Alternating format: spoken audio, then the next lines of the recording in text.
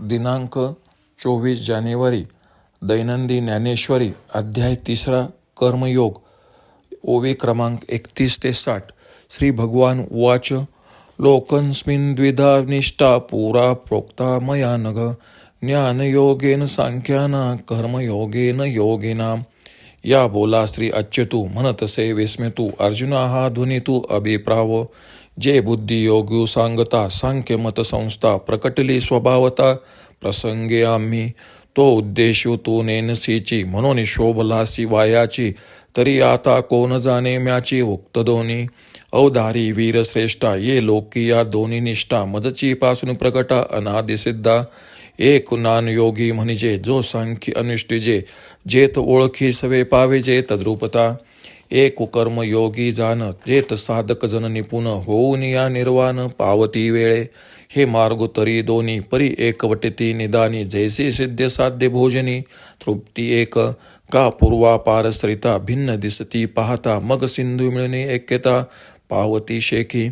तैसे दोन्ही ही मते सुचिती एका कारणाते. परी उपासती ते योग्यते अधीनसे. देखे उपलवना सारिसा पक्षी फळासी झोंबे जैसा. सांगे नरू केवी तैसा पावे वेगा. तो हळूहळू ढाळे ढाळे के उतेनी एके वेळे. तया मार्गाचे निबळे निश्चित ठाकी.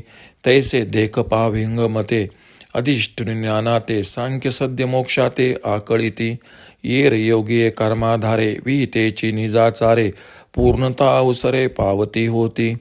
न कर्मणारंभ भान्ये कष्कर्म पुष्यते. न च संन्यसना देव सिद्धी समधी गच्छति. वाचोनी कर्मारंभ उचित न करिता सिद्धवत. कर्महीना निश्चित होईजे ना की प्राप्त कर्म सांडीजे. ए तुलेनी निष्कर्मे होईजे. हे अर्जुना वाया बोलीजे मूर्खपणे. सांगे पैल तिरा जावे ऐसे व्यसन का तेत पावे. तेत नावे ते तजावे घडे केवी. ना तरी तृप्ती इच्छिजे तरी कैसेनी पाकून कीजे. की सिद्धू ही ने सेविजे केवी सांगे. जव निरार्थता नाही तव व्यापारू असे पाही. मग संतुष्टीच्या ठाई कुंठे सहजे. म्हणून ऐके पार्था जया निष्कर्मपदी असता. तया उचित कर्म सर्वता त्याज्य हे. आणि आपुले चाडे आपा दिले हे मांडे. की तेजिले कर्म सांडे ऐसे आहे. हे वायाची सैरा बोलिजे उकलू तरी देखून पाहिजे. परी तेजिता कर्म न तेजे निभ्रांत मानी. नहि कश्चित क्षणमपि जातो तिष्ठन्त कर्मकृत. कार्यत्य ह्यवश कर्म सर्व प्रकृतिर्जैर्गुणे. जव प्रकृतीचे अधिष्ठान तव सांडी मांडी हे अज्ञान. जे चेष्टा ते गुणाधीन अपेसी असे. देखे विविध कर्म जे तुले ते सळे जरी ओसंडिले. तरी स्वभाव काय निमाले इंद्रियांचे. सांगे श्रवणी एका ठेले की नेत्रीचे तेज गेले. हे नासा रंध्र बुजाले परुमळ नेघे. ना तरी प्राणापान गती की निर्विकल्प झाली मती. की शुदा तृषादी आरती खुंटलिया. हे स्वप्नावबोधू ठेले की चरण चालो विसरले. हे असो काय निमाले जन्म मृत्यू. हे नटकेची जरी काही तरी सांडिले ते काही. म्हणून कर्म त्यागू नाही प्रकृती म्हणता. कर्म पराधीनपणे निपजतसे प्रकृती गुणे. एरी धरी मोकली अंतःकरणे वाहिजे वाया.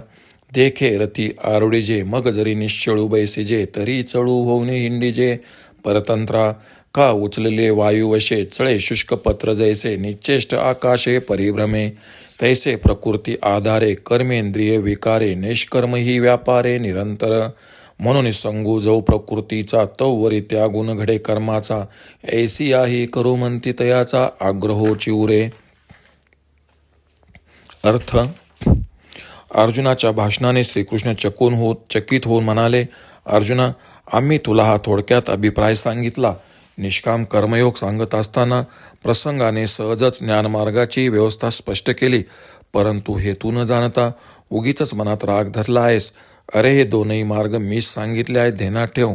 हे वीरश्रेष्ठा, हे दोनही मार्ग या लोके माझ्यापासूनच प्रगट झाले आहेत व ते अनादिकालापासून तसेच चालत आलेले आहेत.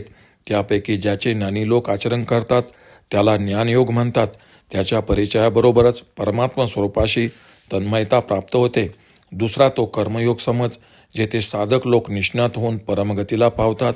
परंतु ते कालांतराने पावतात. हे मार्ग तर दोन आहेत, परंतु हे शेवटी एकाच ठिकाणी येऊन मिळतात. ज्याप्रमाणे तयार असलेल्या व तयार कराव्याच्या अशा दोन्ही जीवनात तृप्ती असते, किंवा पूर्वेकडून व पश्चिमेकडून वाहणाऱ्या नद्या पाहिल्या तर वाहताना वेगळ्या दिसतात, मग समुद्रात मिळाल्या की शेवटी एकच होतात.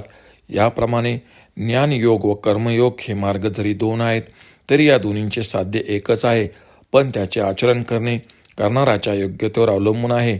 ज्याप्रमाणे पक्षी एका झेपेत फळापाशी पोचतो, त्याप्रमाणे मनुष्याला त्या वेगाने फळ कसे प्राप्त करून घेता येईल. जो हळूहळू एका फांदीवरून दुसऱ्या फांदीवर जात जात काही वेळाने त्या मार्गाच्या आधाराने त्या फळापर्यंत खात्रीने पोचतो, तसा अर्जुना पक्षाच्या मार्गाप्रमाणे हा ज्ञानयोग जाणावा. या मार्गाच्या आश्रयाने ज्ञानी तत्क्षणीच मोक्ष प्राप्त करून घेतात. दुसरे जे कर्मयोगी ते कर्ममार्गाच्या आधाराने आपले आचरण करून काही कालाने पूर्णतेस पोचतात. योग्य कर्माचा आरंभ न करताच कर्महीनाला सिद्धाप्रमाणे पूर्णपण लाभत नाही, किंवा अधिकाराप्रमाणे आपल्या वाट्याला जो कर्माचा भाग आला तो टाकून द्यावा, एवढ्यानेच निष्कर्म व्हावे, हे बोलणे अर्जुना व्यर्थ व मूर्खपणाचे आहे. पैल तीराला कसे जावे अशी जेथे अडचण पडली आहे, तेथे नावेचा त्याग करून कसे चालेल सांग बरे. अथवा भोजन करून तृप्त होण्याची इच्छा आहे तर स्वयंपाक न करून कसे चालेल, किंवा तयार असलेला स्वयंपाक न खाता कसे चालेल. जोपर्यंत चित्तात पूर्णपणे निरीच्छता आली नाही, तोपर्यंत कर्म हे करणं राहणारच. मग आत्मतृप्ती प्राप्त झाली म्हणजे कर्म सहजच थांबते. म्हणून अर्जुना, एक ज्याला नैष्कर्म स्थितीची तीव्र इच्छा आहे, त्याने आपले विहित कर्म टाकणे मुळीच योग्य होणार नाही. आणखी आपल्या इच्छेप्रमाणे कर्माचा स्वीकार केला असता जे घडते आणि कर्म सोडल्याने कर्माचा त्याग होतो असे आहे काय? हे उगीच काहीतरी बोलणे आहे. याचा नीट विचार करून पाहिले तर कर्म करण्याचे टाकले म्हणजे कर्मत्याग होतो असे नाही, हे तू निसंशय समज. जोपर्यंत शरीर आहे तोपर्यंत मी कर्म टाकीन अथवा करीन हे म्हणणे मूर्खपणाचे आहे. कारण की जेवढे म्हणून कार्य घडणे आहे ते स्वभावता गुणाच्या अधीन आहे. पहा, जेवढे म्हणून विहित कर्म आहे ते जरी करायचे सोडून दिले तरी इंद्रियांचे स्वभाव नाहीसे झाले आहेत का? सांगा. कानाने ऐकण्याचे सोडले, डोळ्यांचे तेज गेले, की या नाकपुड्या बुजून वास घेण्याशा झाल्या आहेत काय? प्राण व अपान वायूच्या गतीस बंदी येते का? का बुद्धी कल्पना करण्याचे सोडून देते, किंवा ताणभूक लागल्याचे थांबले आहे का? जागृती व स्वप्न या अवस्था थांबल्या आहेत का? अथवा पाय चालायचे विसरले काय? हे सर्व असू दे, जन्म आणि मरण संपले आहेत काय? हे जर काही राहत नाही तर मग त्याग तो काय केला? म्हणून शरीराच्या आश्रयाने असणाऱ्याला त्याग केव्हाही घडत नाही. कर्म हे परतंत्र असल्यामुळे ते प्रकृतीच्या गुणानुसार उत्पन्न होत असते. म्हणून मी कर्म करीन अथवा कर्म टाकीन असा अंतःकरणात अभिमान बाळगणे व्यर्थ आहे.